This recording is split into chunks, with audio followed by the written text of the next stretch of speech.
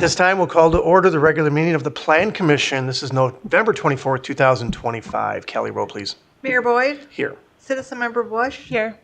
Citizen Member Higgins? Here. Citizen Member Raymaker? Alderperson Hanson? Here. Alderperson P-Rock? Here. All right, all good. Citizen Member Raymaker is excused. Item 2, approval of the minutes of the October 27th, 2025 Plan Commission meeting. I'll make a motion to approve. I'll second. Motion by me, seconded by Brenda. Discussion, comments. Anyone have anything? That said, all those in favor say aye. Aye. Aye. Aye. Opposed? Motion carries. Thank you. Item 3, public comment on matters not on the agenda. Comments made during the public comment period shall pertain only to matters under the jurisdiction of the Plan Commission. Anyone in person or virtually have any public comment on matters not on the agenda? I'm seeing in person, that would be a no. Anyone in virtual land, if you have any public comment on matters not on the agenda, now's your time to talk. Just state your name. For the last time, any public comment on matters not on the agenda? We are good. Item 4, consideration and possible action for a one-lot certified survey map at 1900 Lebrun Street, Parcel ED-1164-R-32-2. Dan. Thank you, Mayor. The item in front of you tonight is a cleanup action. So a couple months ago, you saw a rezoning request to remove the PDD off of this parcel. It's a convoluted PDD, and now it's a standalone zoning district. Another one of those cleanup actions is taking the plat that was recorded for this parcel and removing a few things off of it. One of which we no longer request that the building setbacks be put on plats because one, zoning code can change, and zoning code should be the driver of building setbacks. And so when you artificially place a building setback on it over time, something can happen, which we just had here. In addition to that one, the last plat that was prepared for this in our CSM that was prepared placed an ESA buffer, environmentally sensitive area buffer, around our man-made stormwater pond, which again added further stipulations and development restrictions that shouldn't be there. It's a man-made feature, not a natural wetland feature there. So as a result, the petitioner, moving towards their project, is looking to clean up this certified survey map via this method to remove the setbacks and then also remove that ESA buffer around that man-made feature. There are other means and mechanisms to clean up the setback issues through a corrective instrument, but that is not a mechanism that can be used to remove that ESA buffer. So as a result, the applicant is proposing this certified survey map as a cleanup action. And so with that one, staff is recommending approval. Very good. Thank you. Questions, comments, motion? Make a motion to approve. I'll second. Motion by Alderperson Hanson, seconded by Brenda. Additional discussion or comments? What's up next with this? Since they have this part done, what happens? There's the developer is still working through site plans and a couple other components that they have, plus also our conversations with the Village of Alloway regarding the access point. But from our standpoint, this CSM doesn't have any public dedications to it, so it does not go to council or anything else like that. So this is where the CSM, this part of their process stops here. this moves them forward. Very good. Thank you. Other questions, comments? All right, looks like we're all good. That said, all those in favor say aye. Aye. Aye. Aye. Opposed? Motion carries. Thank you. Item 5, consideration and possible action for a zoning map amendment for R262 unit district to RM1 multi-unit 3 to 6 units district at 815 Fox River Drive, Parcel ED-91. Dan? Thank you, Mayor. The item in front of you tonight, the applicant is here if you do have questions, but I'll kind of give a little brief overview. If you see on the map here, the area in question is this parcel that we see here.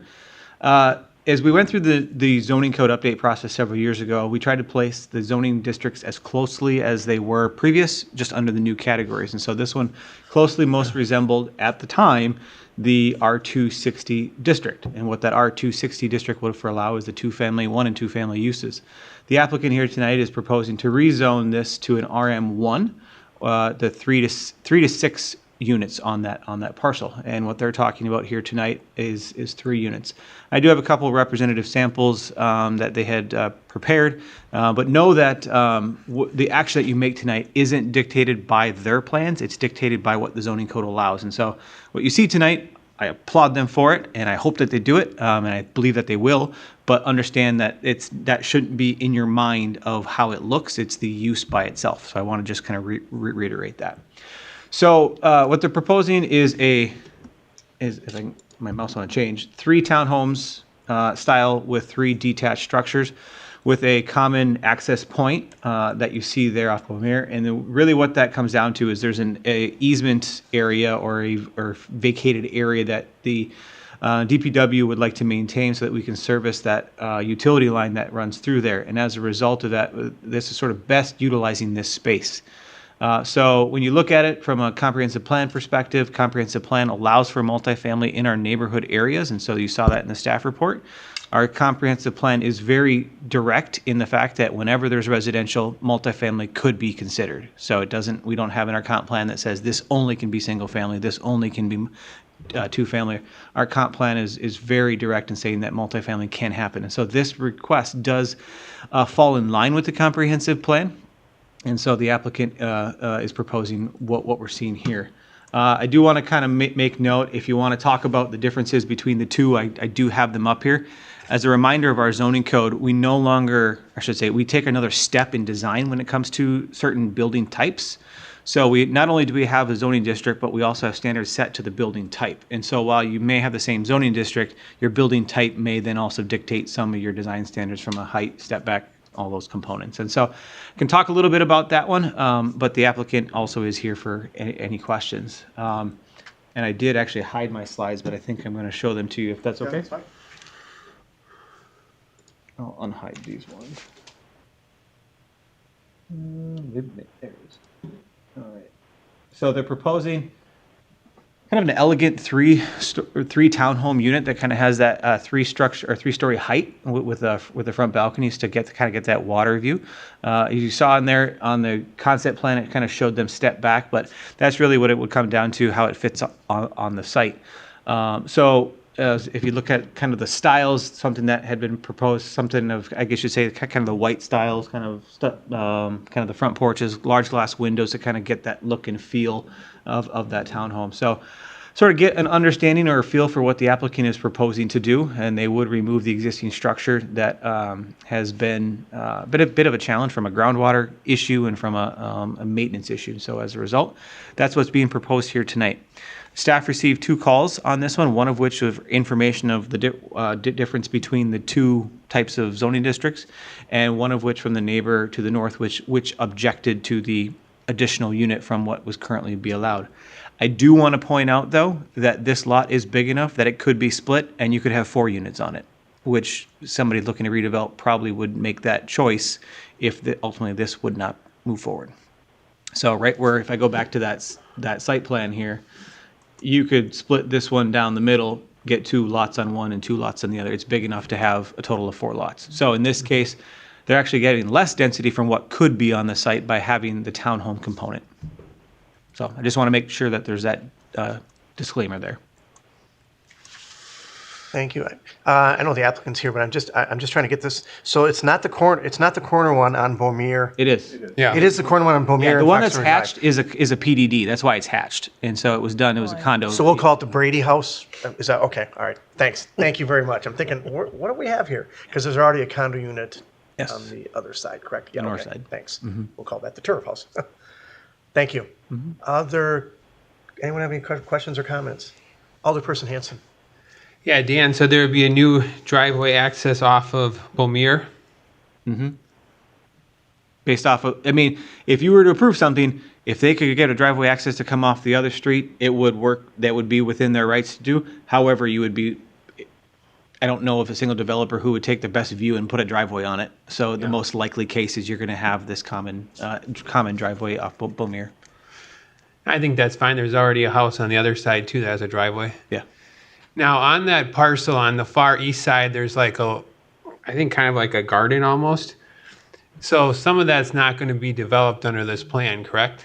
So there's Like kind of up by the trail. Yeah, there's some green space components, and there's some, I don't want to say some elevation changes, but there are certain, if you go by the trail there is some elevation there. But in general, what you're seeing here is the concept plan. I'm not going to speak to specifically of what is going to be the entire landscape plan because we don't have that in front of us here at this time. And I don't want you to also think that you can condition rezonings because you can't condition a rezoning. And so, but if you look on the screen here, it's kind of hard to tell, but there is, I guess you'd say, a garden space with a shed and some other components on it. But I assume all that would go when you're looking at the concept plan here. That's the shed that you see in the back there that's on the property. But all depends on how the property owners wish to use the property. So right now there's an old single family home that's always been there. So I'm just curious why it was initially designated as potentially 2-unit. Is it just because it's next to another condo?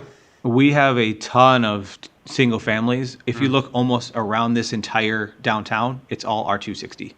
It's just the nature of the density of the zoning district that was assigned at the time decades ago. And so if you look outside our front door, outside our back door, that's all R260 back there. So they're all single family in there, but it allows for duplexes, and that's the reason for it. Did the property owner to the north give any other specific concerns or just Density. the density? Okay. It's very nice. That's all I got. Thank you. Yep. Other questions, comments? Mark, do you have anything? No, I'm good to go. All right, thank you very much. I don't think we have it, but I'd make a motion to approve. I will second. Motion by me, seconded by Brenda. Additional discussion or comments? Again, we have the applicant here if you have anything, but it sounds like everyone's fairly satisfied here. Would this move on then to council? Yes, this would be a council. Okay, I see a star. Thank you very much. All right, that said, all those in favor say aye. Aye. Aye. Opposed? Motion carries. Thank you. That's an approval, Nealons. How about that? Well, thank you very much. One step there. Be a second meeting in December. Second meeting in Depend on December if- for council, as long so as- they're aware of that. Yeah, as long as it's not canceled for any purpose because of the holidays, and I don't believe it will be, but we will have to send out public hearing notification to the paper now, so Sure. the mayor and I and Kim will make sure that we have a meeting so I don't post the wrong. Well, we have a meeting because we're doing something, a big thing, I think, at that meeting, so it looks like Okay. we're having a meeting. Then you go. Yeah, Second meeting in so I December. don't want to meet on this big thing. Item 6, discussion about site plans received since the October 2025 Plan Commission meeting and review the status of the recently approved development projects. Anyone have anything? Alderperson Hanson? Yeah, Dan, I got a race permit that I take some photos for as in my capacity as Historic Preservation Commission Chair. 747 Heritage Road. That building is going to be raised. I'm just wondering if we got any site plans yet for potential redevelopment of it. I'm going to pull mine up here, so hold on one second. Come on. All right. Thanks. See you, Nealons. So we don't have any formal site plans here at this time, but that property did sell from Tim Holbrook Properties, ownership by Tim Holbrook, to Bellmark. And so part of Bellmark's campus. Now, Bellmark also purchased a corner parcel that was for sale, a private undeveloped parcel. And they also acquired a parcel to the north of that one that was previously owned by Amerilux. So Bellmark has done some property acquisition in that area, and they're obviously looking at their future. So What would be historical there?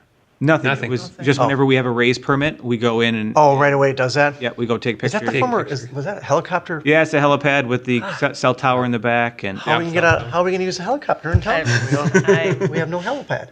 I was looking to get that in the budget. Well, guess that's out then. Are you good then? Yep. Anyone have any other questions, comments? Dan, anything you want to highlight that may be out of the ordinary or?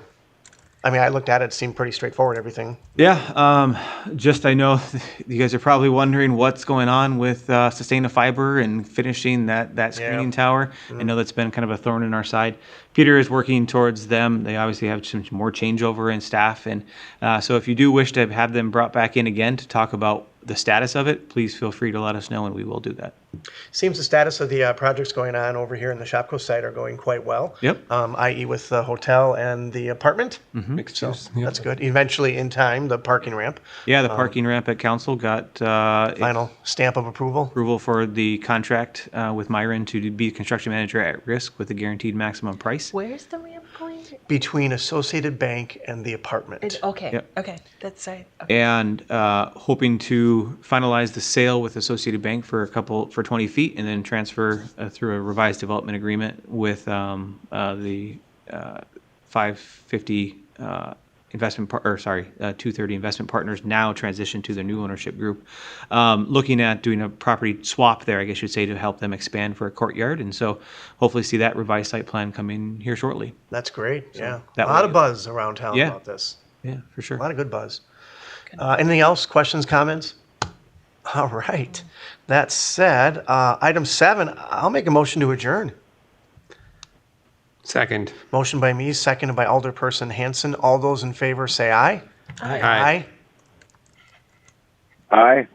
Still with us. Opposed? Motion carries. Thank you. We're officially adjourned. See you, Mark. Thanks for joining us.